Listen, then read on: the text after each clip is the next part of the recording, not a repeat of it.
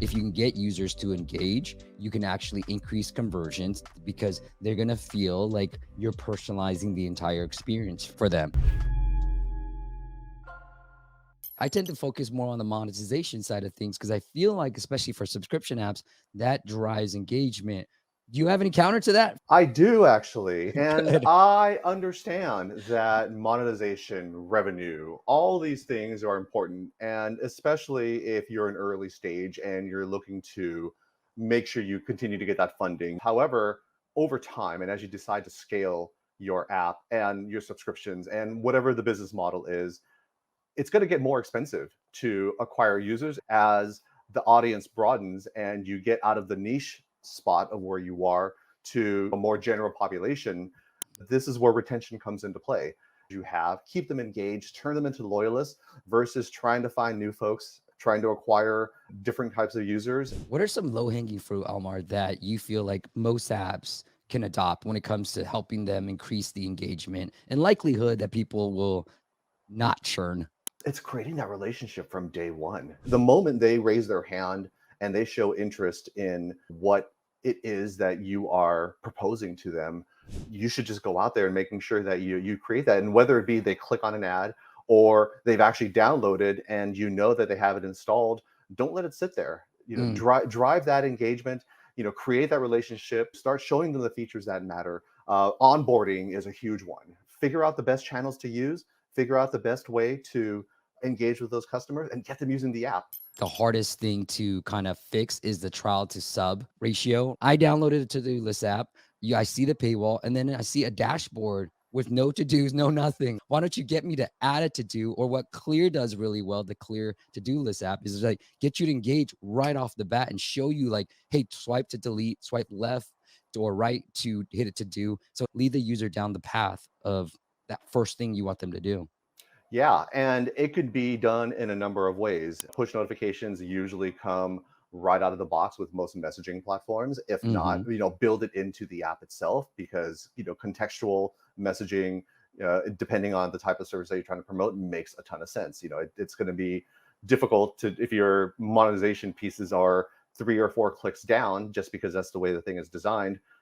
How do you surface that faster so that way users get engaged earlier and more often? And that's really what's key. When you're looking at a new app, how do you go about reverse engineering that user journey? I like to look at successful customers and figure out the features that matter the most.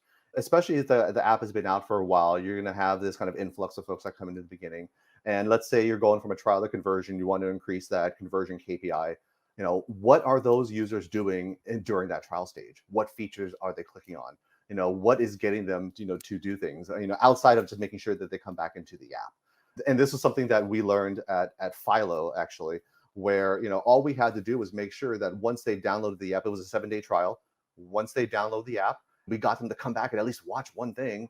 They were more likely to convert to a paying customer. Now, what happens after that? Get them to be a month 2 customer, month 3 customer. This is Right. where that continued relationship, keeps on going. But if there's one thing that users do after the post install, is there anything that you're like, hey, focus on this one thing? Because I'm going to say monetization, Almar, but And I'm going to counter that with engagement. okay. Yeah. Engagement can come in a ton of different flavors. It could be engaging with the marketing, the messaging, the onboarding, whatever it is. It could be engaging with the app. Are we looking at logins? Are we looking at time on app? That's what I mentioned earlier. Is if they're not even going to go into the app, how are you going to monetize them?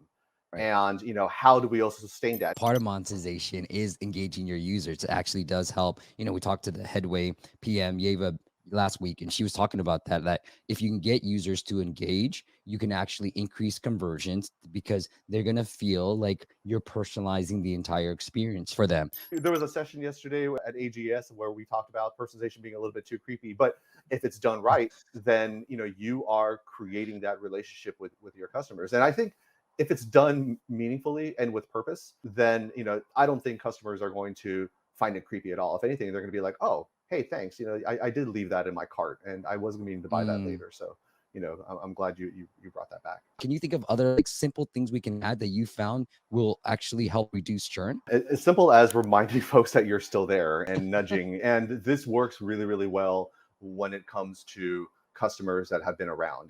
The idea is you don't want to get it to the point where you start to see them falling off, Mm. because that becomes harder. The app I told you, it's a sleep sounds app. It's making about 100,000 a year organically, but our annual churn is 23%. It's a very basic app in terms of helping you sleep. How do I improve my annual? Say 40%. Well, I think the first question I would ask is, Yeah. who's making up this churn? What does that audience look like? Are they longtime customers? Are we seeing new folks that are coming in that are not sticking around? What is the makeup of that percentage? And then the other one is, how has the churn rate changed over time? Are we starting to see an increase? Is it going up? Is it going down? And then more importantly, how does this churn rate align with your engagement? How does it align with your LTV? How does it align with your revenue? So if we're starting to see an uptick in churn, or if it's steady and revenue is staying the same, probably no alarms just yet. That just means that this is kind of a steady state. Now, if we're starting to see revenue decline and churn is the same, that's a little bit of alarm bell. Lastly, do we even have anything in place to mitigate that churn? That could not just be in the form of messaging and kind of intervention, but do you have the opportunity to put in an offer? And it's difficult to build in an offer because you want to build it smartly. We did this with Pandora, it's just like the customization. So if you allow users to customize something within your app, right? Yeah. Build that playlist, so to speak, within Pandora, they're more likely to stay on. Because our as you were talking, I was like, okay, streaks potentially, but like, could I remember what they like? And then I'm almost thinking like, instead of like when they launch the app, maybe just play it right off the bat. Like that simple thing might be good enough, and then have that streak, and then allow them to maybe even start customizing something within the app. So we almost remember what they last played, because Yep. there's different sounds that they can play. Romaine says, how important is email marketing in a retention strategy? I think it has to be baked in. Email marketing is probably it's old school, but it's tried and true. And it is the one way that we know that we have the correct information. And even if they decide to delete the app, turn off push notifications, if we have your email address, there's still a way for us to reacquire you and not have to pay tons of money to find you somewhere else. Because we know who you are, we know what you've possibly done, and we know where you were in your life cycle when you decided to disengage. So how do we re-engage you? Do you remember a subject line or an email campaign that you ran at your previous companies that you're like, that really helped with engagement, brought users back on? It actually depends on what you're trying to get them to do. Obviously, with companies that deal with content, Philo, Pandora, getting an artist name right in there will usually almost automatically get folks to at least open it and figure out what the heck this is. Personally, I love to test call to actions, so Mm, that way you can get what you want them to do. And this could also be with push notifications as well. A lot of, especially if you use if you have an Android, you can have a compressed version, you could expand it. You can have kind of the quick 20-second elevator pitch right then and there in the headline, and then in the sub, and then the expanded copy, then you can say, oh, here's more and kind of what that detail is. But hook them, tell them what you want them to do, and just get them to do it. Because you see sometimes these super long, too many words, it kind of runs over the or it wraps around on your phone, and you're like, okay, I'm not clicking on that. That's too much going on.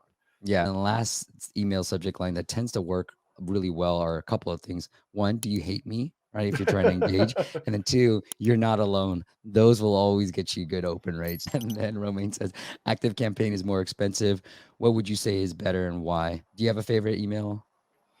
I've been mostly on the smaller to larger enterprise size, so I'll speak to those. Iterable has been, and shout out to the Iterable team that was there, both at Molecule and at Pandora, who helped us with our Stitcher product. Amazing. There's a lot of stuff that is available out of the box. Again, it's not pricey, but if you are short on engineering resources, implementation, all of that has to come into play. Iterable has a lot to offer from the get go, so would push for that. But as Steve mentioned, there are other solutions. MailChimp, they can be free up to a certain point. Obviously, as you scale, you're going to have to start paying for some of these features to be able to manage. You can get started for free, and as you scale up, you can always, it's not hard, in my opinion, unless you have like drip campaigns already set up. It's not hard to switch over. I personally use ConvertKit. That's what I use, but I have clients that use MailChimp. So find one that is affordable. The main thing I'm looking for is deliverability, because I found that the cheaper ones don't have great deliverability. and ConvertKit, MailChimp, they should all have great deliverability.